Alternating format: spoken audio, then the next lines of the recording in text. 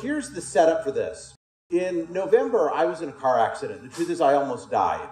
And I've been playing with this idea, the dark side of leadership, for a number of years. So I've been mentored by the people that are top in the field of leadership.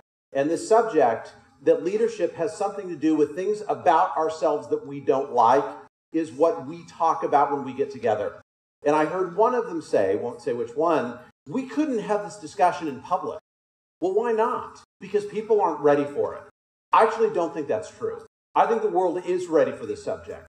If you want to be a leader that changes the world, then you have to look at aspects of yourself you don't like and to bring those into integration or at least communion with the parts of yourself that you do like. I've only spoken about this subject once before, and that was honestly in prep for this. So it is a real honor and a privilege to be here today. So again, we're here to talk about the dark side of leadership. I put my Twitter handle up there. What today is going to be about is a series of actions, our little time here together. I'm not going to give you theories. I'm not going to give you models. Here's what I will promise you, that by the time we're done, each of you will have 2 possessions that you do not currently have. And this is not a gimmick. I'm not talking about a t-shirt or a mug. Those things are wonderful. That's just not what I'm talking about. 2 things that you need to have that you may not have in as much abundance as you will have. And some of you will get a bonus 3rd. The goal by the time we're done with Awesomeness Fest is for every single one of you to have all 3. So here's what you're going to get today. Number 1, you're going to find a new source of motivation, a new source of energy in yourself that you can unlock, that you can unleash. You are going to become, there's no nice way to say this without using a bad word, a badass. You are going to become a badass, but in search of something noble. Put that together, and that is the essence of the dark side of leadership. And you will become one of those people who changes the world. Kind of bold promises. You've just had lunch. We're going to do this on an exploration. This is not going to be me talking and you perhaps taking notes. We are actively going to find, as I mentioned, 2 of these 3 things together for you as an individual. So today is going to be a series of actions, things that I'm going to ask you to do. And this is the first one. To find one of your core values. Now, what the heck is a core value? I've written a lot on the subject of core values, as most people have in the field of leadership. Frankly, most people, when they talk about core values, have no idea what they're talking about. We're going to find for you something below which there is nothing. That is the definition of a core value. We're going to do this together. We're going to do this interactively, and you're going to make some new friends along the way. Here we go. I'm going to encourage you just to start thinking right now about a hell no story. Do any of you recognize this image of the gentleman walking out and stopping the tanks? Tiananmen Square. Now, I don't know what happened to the man. I've heard different people who say they know. I think the truth is we don't know what happened to him. I've heard that he was imprisoned. I've heard that he was killed. I've heard that he's living abroad now. All we know is that during Tiananmen Square, just before the massacre, a man walked out whose identity we didn't know, we the world, and this very slight man walked in front of these tanks and he put out his hand and they stopped. Now that was craziness, right? Someone walking out and stopping a row of tanks. They didn't know what to do. So they stopped and the tanks all backed up. And of course we know what happened. Did he end it? No. But he is a person who stood up. So I'm going to ask you to find a story as you search back over your own mental files here of a time when you said not just no, but hell no. We are not going to do that. We or I am going to go down this other road. Now let me tell you just one of mine. It's not as dramatic as this.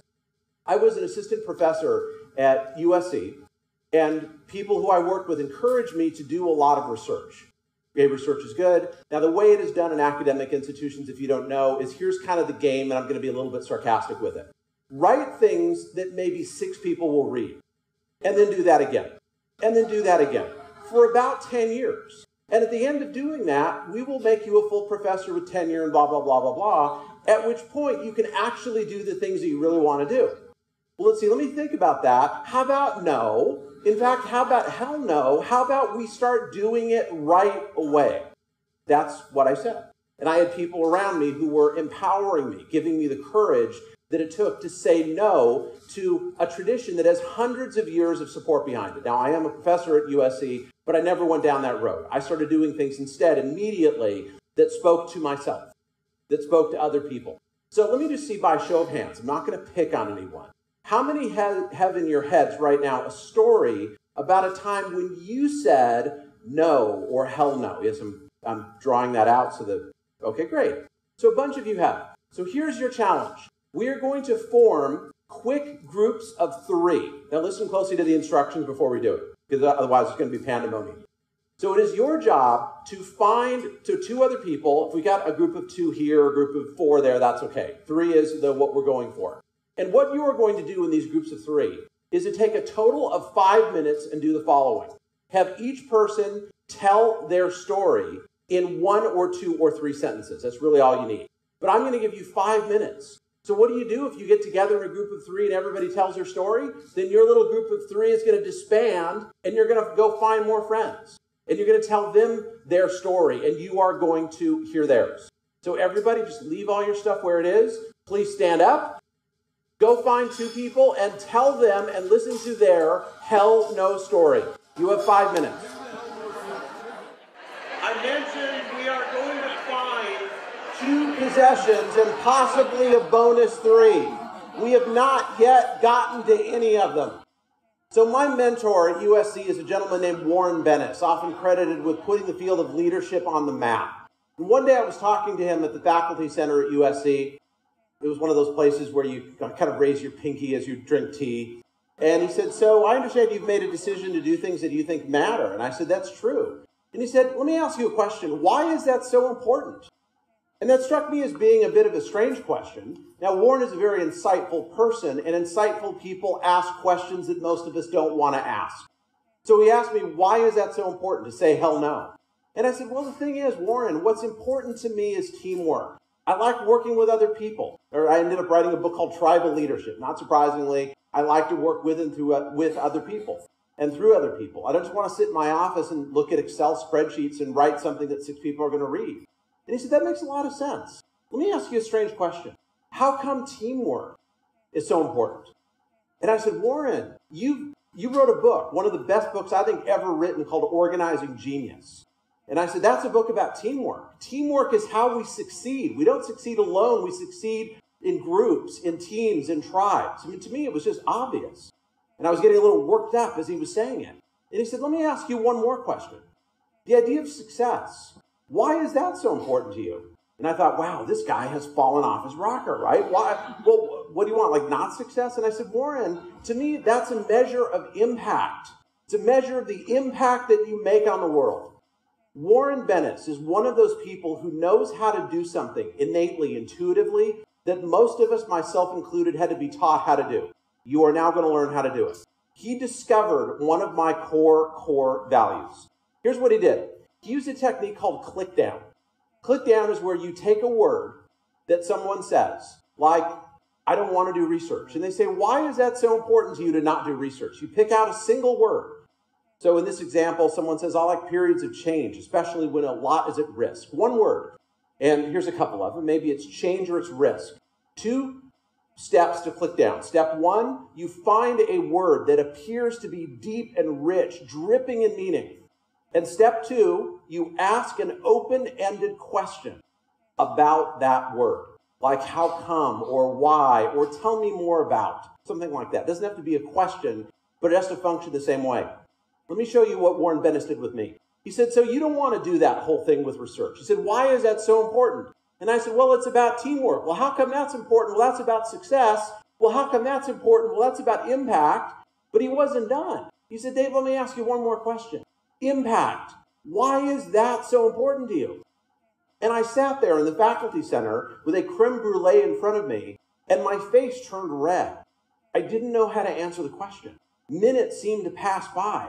And this very wise fatherly figure that many of us in the leadership world call Yoda sat there across from me without saying a word. And I said, Warren, I don't know how to answer your question. It's important because it is. And he said, exactly.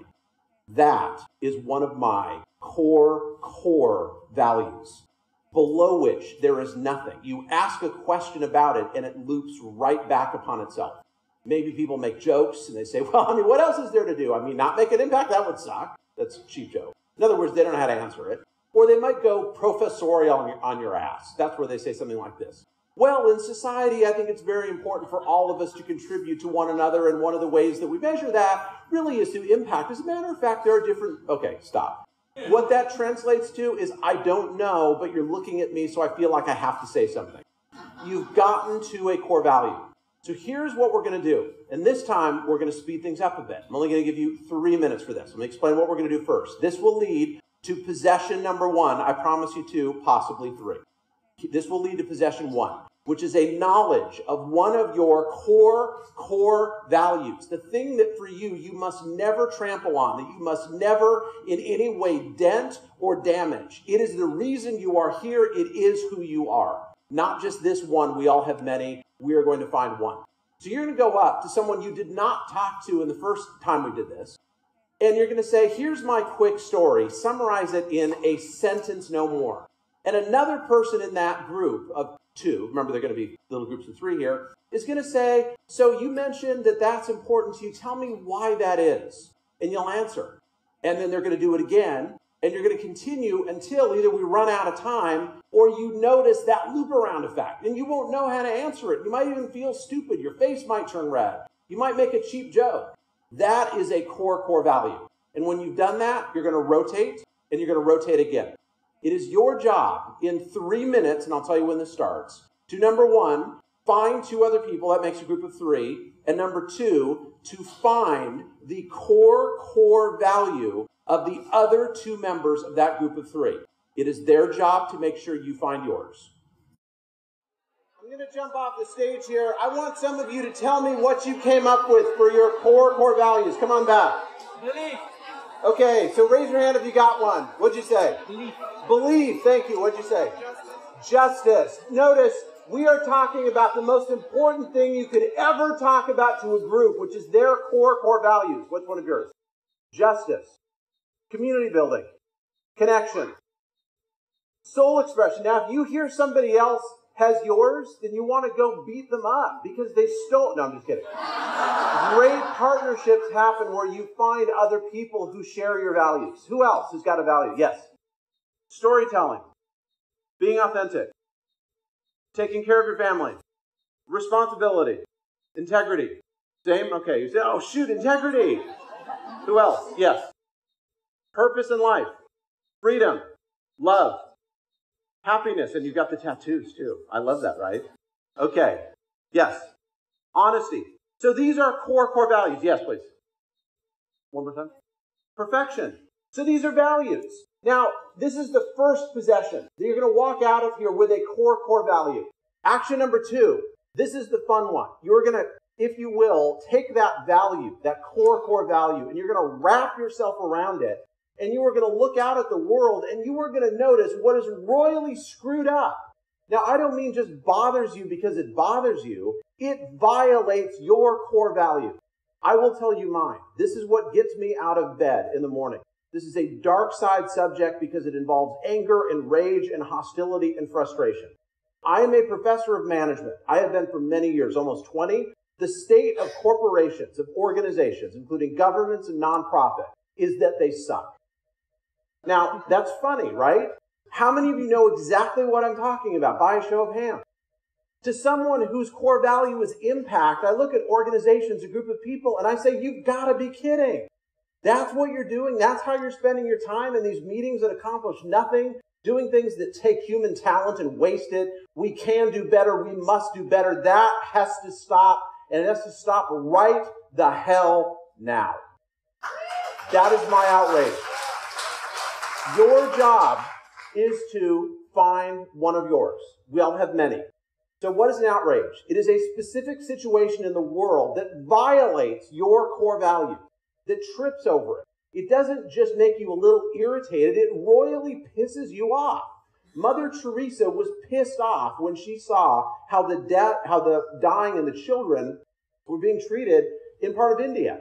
It did not just bother Martin Luther King that people of color in my home country had to move to the back of the bus. That wasn't just interesting gossip.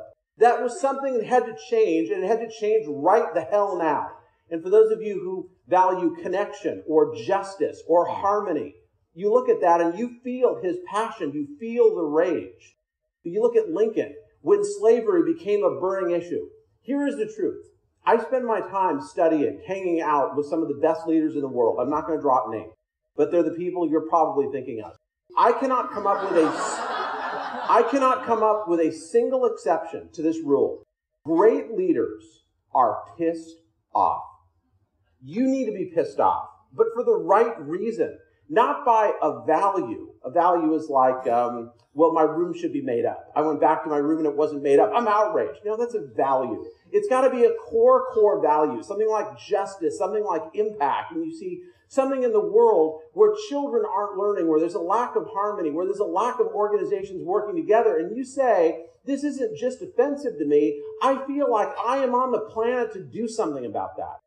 In November, I was in a car accident, as I mentioned. I almost died. I was unconscious for 2 hours. I woke up at the UCLA hospital. Those of you from the United States know that they are my crosstown rival, USC and UCLA. We hate each other. They put my face together, so what can you do, right? As I kind of drifted back, it occurred to me that I came back for several reasons. I came back for my family. I came back for my wife and our 2 children. I came back because I'm a teacher, because, that's what there is to do. But one of the big reasons is I kind of drifted through the fog that included, among other things, tequila shots, because that was why I was in a taxi, because we had been doing tequila shots, and morphine, because I was pretty mangled, was the thought that I came back to do something about the state of organizations, that it must stop, and it must stop now. As I said, that's what gets me out of bed in the morning. Now, if you want to go for extra credit, in a few minutes here, I'm going to ask you to see if you can come up with one of your outrages, something in the world that violates one of your core values. Some of you, you've got it right there. Some of you will need to think about it. It's all good. But the bonus goes if you can pass the Jerry Garcia test. If you don't know who Jerry Garcia is, Google it later. Jerry Garcia said, someone has to do something, and it's just incredibly pathetic that it has to be us. So I was saying to Warren Bennis the other day, why is it that the 2 of us, this man that I deeply respect, he's in his 80s, his late 80s, and me are trying to do something about the state of organizations? And I'm not saying we're the only ones. There are many of you are in this room. But how incredibly pathetic that the most important human invention ever, the organization, is so mangled, and it has fallen to us to do something about it. It's almost kind of comic relief. Why did it fall to Mother Teresa, of all people, to do what she did? Why did it fall to Martin Luther King? Why did it fall to Lincoln or Churchill or Gandhi? And the answer is, I don't know. It just kind of did. And so for you, you've got this outrage. And are you up to it? No, you're not. The truth is, you're not. But you're going to do something about it anyway. Because the people that I just mentioned, they weren't up to it either. So, how many of you, as I talk about this, say, yeah, I know what my outrage is. I've got it. What's yours? People deserve to be happy. So there's some core value. Do you mind saying what your core value is? It's happiness. Okay, so happiness is her value. She looks out at the world and says the world should be a happier place. This has to stop. And if you can kind of get worked up about it, it has to stop right the hell now, right? That's great. Who's got another one? It rises to the level of right the hell now. Yes, sir. So for me, it's wellness practitioners not being able to do the business at the level that they need to, thus not having a voice. Yeah, so wellness, not being able to do business at the right level, and so people don't have a voice, right? Do you mind saying what your core value is that violates? Your core value. You didn't get to that one. So yeah, that's great. So we're all kind of working through this, right? So notice you've got a core value, and you've got something in the world that you trip over, and you say, that has to be fixed, and that has to be fixed right now. We'll just hear from one more. Who's got a great one? Yes, saw your hand first. Oh, yes, we've got a microphone. I was going to repeat it, but this is better. Let's hear it in your own words. So what pisses me off is that people know other people better and more than they know themselves. Oh, that's great. So my core value is connection. First of all, connection with yourself. And so say in a sentence, my outrage is. My outrage is that people know others better than they know themselves. And that has to stop, doesn't it? And that has to stop. It has to stop right the hell now, doesn't it? Yeah, it would be nice. No, it wouldn't be nice. It is a moral and ethical necessity, and you are here on the planet to do something about that. Yes, because we are all in this together, so if everyone could take their own responsibility for themselves first, yes, it would make the life easier. And what's your name? And more fun. Maria. Maria. So Maria's right here in the front row. I'm seeing the fire in Maria's eyes as she's talking about this. I just got it. I had I had growth, I had all the other things, but... People know other people better than they know themselves. This is crazy. Because if they don't know themselves, they don't know what they have to give. They don't know what they have to offer. And the world is shortchanged in a way that is simply not okay. That has to stop. And I was getting this big smile on her face, right? That's your outrage. Yes. So possession number 2 is to know an outrage. It may not be the final one. It may not be the one that defines your life. Okay, this is the last time we're going to do this. This time I'm only going to give you 1 minute to do the following. Find someone and tell them what your outrage is. Just one person. And then have them hear yours. Okay? You've got one. You don't even need to get up for this, although you can. But you've got 60 seconds to tell someone your outrage if you know what it is. Go. How many of you own an Apple product? An iPhone, an iPad, a Macintosh, and an Apple TV? How many of you own a Mac product? Notice the hands around the room. Here's a question. I want to see if any of you can figure it out. What was an outrage for Steve Jobs that led to this? Poorly designed what? Technology sucks, right? It is ugly, it's not fun to use, it is dehumanizing, and it has to stop, and it has to stop right the hell now. And in 2011, Apple became the highest in terms of market capitalization, the biggest, from a financial basis, company in the world. It was driven by the outrage of one person. Now notice how he got there. He knew his values. One of his core values had to do with aesthetics, had to do with beauty. And then he looked out at the state of the world, in particular Microsoft, which we don't like because they fired our friend, right? And he looked at Microsoft and he said, this just has to stop. And that made people on the Apple board a bit uncomfortable, especially when he did the famous 1984 ad with all the people. If you haven't seen it, Google it. It's a full minute, don't Google it now. And the runner comes up and she throws the hammer and it blows up the screen, this 1984 image out of like George Orwell. That was a statement of Steve Jobs' outrage. That is the company that led to more people owning Apple products than had ever owned any other brand, a single brand in history. Right after Steve Jobs died, Brian Williams, the anchor for NBC News, was walking around New York, and he said, I think I'm going to nominate Steve Jobs for Person of the Year, even though he was deceased and even though that violated the rules of Time magazine. Because he looked around and here were children that were doing this, right, to things because they're making it bigger and they're bringing it down. There are people around the world who have never seen a computer, who've never seen a television, much less an electric light, and shown an iPad. They were able to manipulate it. That's what one person's genius did when unlocked. Now, we've got, 220 people here? This is the best way to find the coolest of the cool people here.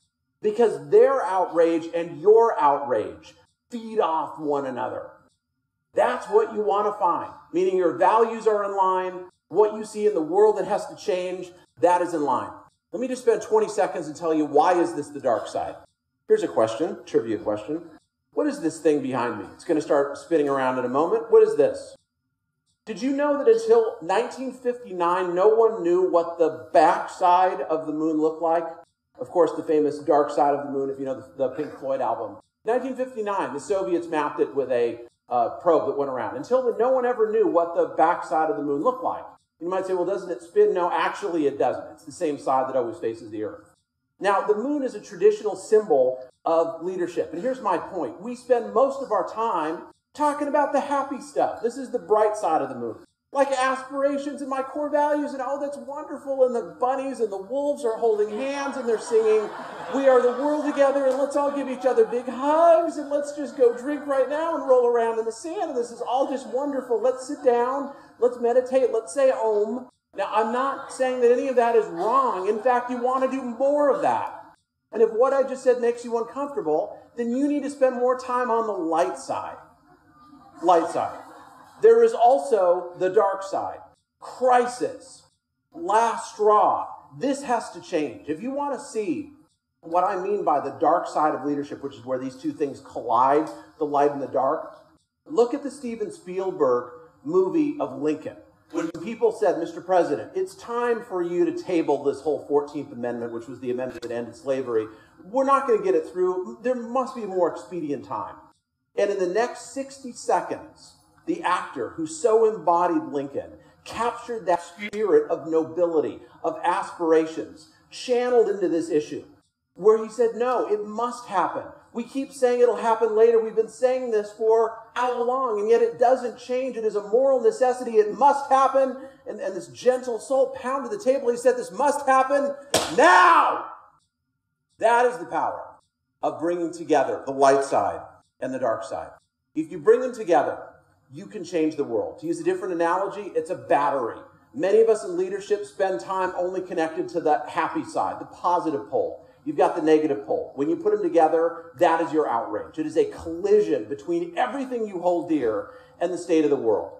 There are people in the world that will say the world is perfect. The world is fine. The world doesn't need to be changed. There are other people who say the world is monumentally screwed up and it must change right now. I want to suggest they're both right. The world is perfect. The world didn't need me to come back after my accident. If something would have happened to Gandhi or Mother Teresa or any of the other figures, it would have happened. It needed to happen. It was going to happen. See, the world doesn't need you to do it, and yet ironically, the world needs you right now. That paradox is where leadership comes from. It's where leadership arises. So all I'm asking you to do right now, I'm just giving you this because some of your brains need to churn on this, is I hope that you now have a couple of possessions, and we still have about 10 minutes. Possession number one is a core value, a statement in a word or two or three of why you're here, of what you are put on the planet to do. And you want to honor the goodness, the aspirational nature of that. And the second thing, the second possession, is a sense of outrage. Not just something that makes you angry, but it makes you upset because it violates what you are here on the planet to do. I spend a lot of my time traveling around the world. I've been to KL, Kuala Lumpur, many, many times. And I was talking with a senior member of the government there many years ago. She since left the government. She worked in the UN for many years. And she said, you know, what really bothers me is around some of the villages in Malaysia, there are children who do not have access to education. Another one of my core values is learning. I wanted to quit what I was doing right then and join with her to go into these villages wherever they were and to give things to them, to give them education, to give them technology. And I came back to the United States and I was talking with a friend of mine whose name is Paul Fromer. He was on the faculty at USC at the time. He's now retired. And I said, Paul, I just came back from Malaysia. Did you know? And I told him the story. He said, Dave, I was in the Peace Corps. He's a bit older than I am. He said, I went to Malaysia. I made friends. I know exactly what you're talking about. That's why I put my life on hold to go do that. And one of the things that I learned from all of that time in Malaysia, about how wonderful it is the power of language. Let me tell you something else. When children have access around the world to English, their lives change. Paul is a linguist, among other things. As a matter of fact, he's very well known for something. How many of you have seen the movie Avatar? Paul invented the language in Avatar. His name was Paul Fromer. You can look him up. He's been a friend of mine at USC for many years.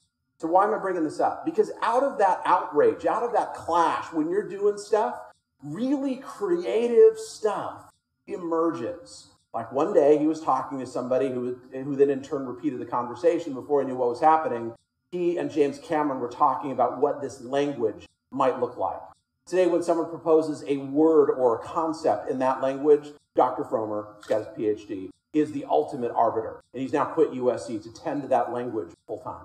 Isn't that amazing? When you find your outrage, the most miraculous, cool, dare I say it, and I'm from Southern California, so I can, awesome things happen. Okay, the third action, and this is one that this is the bonus one. So some of you are going to know exactly what I'm talking about, and others of you I'm going to confuse. Just know in advance as part of the design.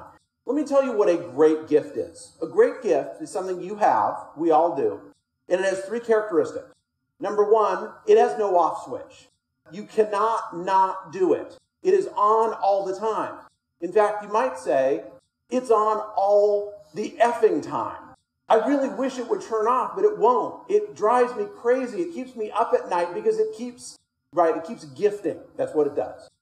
Number two is it gets you in trouble if you let it. And the truth is, even if you watch it, it still gets you in trouble. And number three, you might remember a moment, like for me after my car accident, when it went away.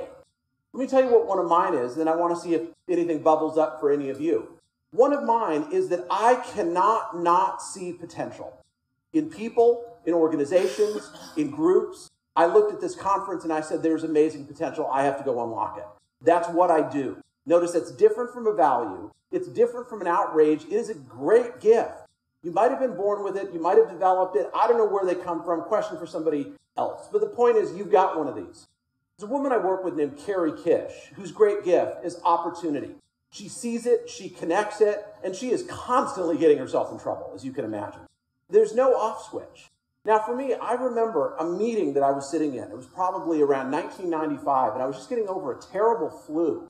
And there were all these people, and they were talking about all this political stuff, and it had gone away. The great gift where I could see potential, and I could see that two people were on the verge of getting to something really important. It's like that switch was turned off. And by its sudden absence, I became aware of its usual presence. That is how a great gift works. There are kryptonite moments when they go away. Now, I'm being intentionally vague. I've only given you a couple of examples. But let me ask you this. How many, by show of hands, know what one of your great gifts is? Okay, look around the room at the hands that are up. Probably the biggest percentage that I've ever seen. I've only asked this a few times. The people who just raised their hands may be diviners.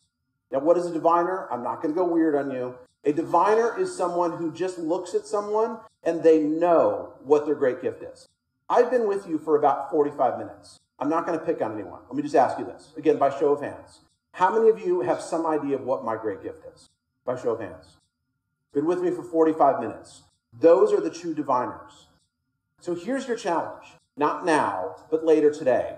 To come up with someone and tell them what their great gift is. And if you have no idea what a great gift is, and I'm completely confusing you, then go find one of those diviners and say, I was lost in that part of Dave's thing where he's talking about great gift. Do you have a clue what he was talking about? And they'll say, oh yeah, we had dinner together, we had lunch. Let me tell you what your great gift is. And it will come out of their mouth and they'll say, of course, that's just how it is.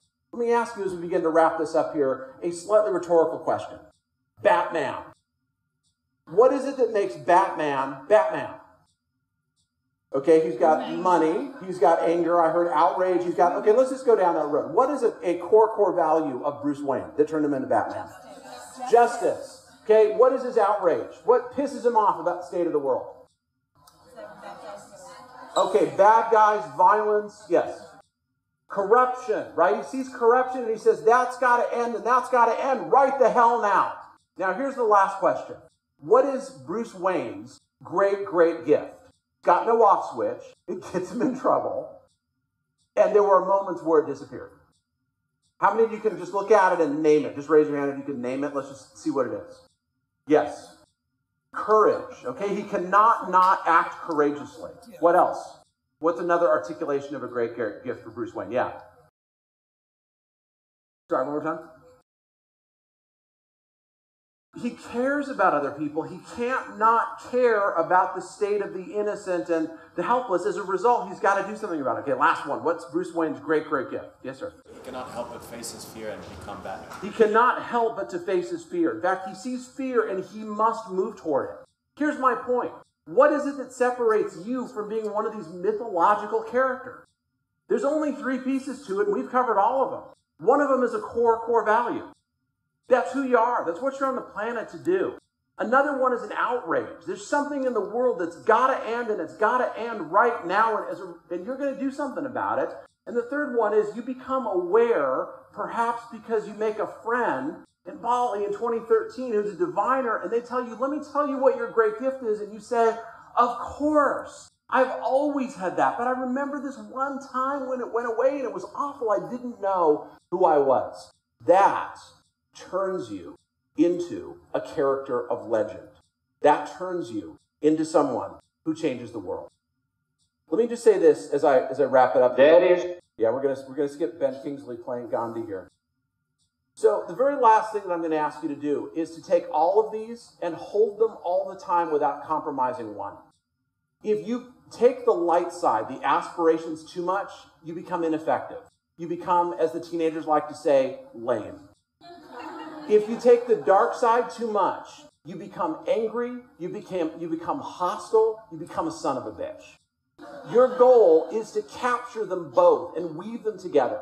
The greatest minds in history have spent their time asking the question, how do we do that? And let me tell you what the answer is, and you're not going to like it. There is no integration. There is no resolution. There is only a tension that you are able to hold all the time, and it hurts. It hurts in the same way that I have titanium that's holding my jaw together after my car accident, and it hurts because it is holding the tension of holding myself together. That is the tension that you must find for yourself. And there is no letting go. There is no integration. There is no relaxing. Tension builds strength. It builds capacity. It builds muscle. It allows you to do something in the world that matters. So you found this when you came in. I have mine. It is a little tattoo. There we go. And it is this symbol. I hope that you will find your dark side. Giving you this just as a reminder to do what this little presentation has been about, to find your core value, to find an outrage, something that is worthy of you, to find your great gift, and to hold all of that in the perfect and wonderful dynamic tension that is required to do something. So I hope that as we're partying together for the rest of the time, that some of you will put these little tattoos in interest, and I'm not asking for anything inappropriate here. But I just want to say thank you for spending some time with us. I did put together a webpage, davelogan.com/AFest. I'm primarily known for a book called Tribal Leadership. There's a free download. It is a gift to all of you on this website. It is davelogan.com/AFest. Thank you. For those of you that are fans of Tony Hsieh, Tony did the foreword to the book, and then we left the microphones on for a while and talked stuff about culture and everything that he'd learned. Tony is the CEO of Zappos. That's on the book as well. So in conclusion, how many of you have heard this phrase from Margaret Mead? Never doubt that a small group of thoughtful, committed people can change the world. Indeed, it is the only thing that ever has. How many of you have heard that before? Every hand in the audience just went up. I have a corollary to that. It goes like this. Never doubt that a small group of thoughtless, uncommitted people can prevent the world from changing. Indeed, it is the only thing that ever has.